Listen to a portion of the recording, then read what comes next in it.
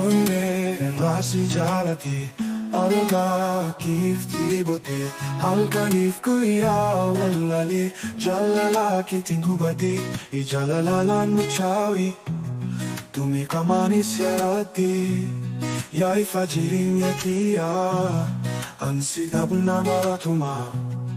naf nahi ko nalali simaledu ako jiruf jirini gafi jalala ki office debi naf kenni kanati jiltu jalala dugatti ati samani bonneti jalala fani ho furtu onneti ya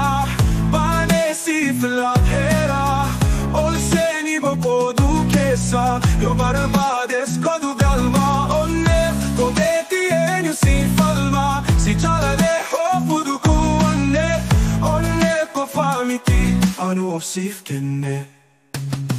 simale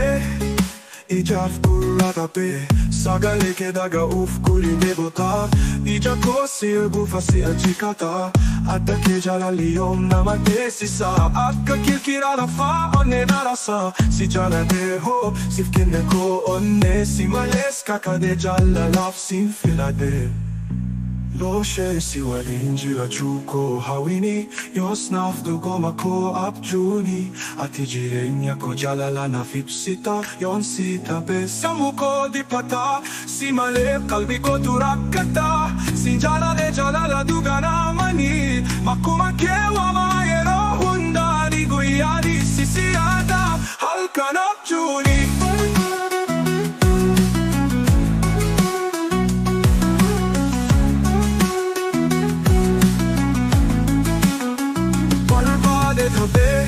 Formata mena finisilas Ke dororora usapatahita Me lupuye ko pero akanguta Sif buya halka nifkuya yom si dagata Akka japi hada datte sif marrata Dada bah baisa akka mirafa da jalala ke tiranka chabula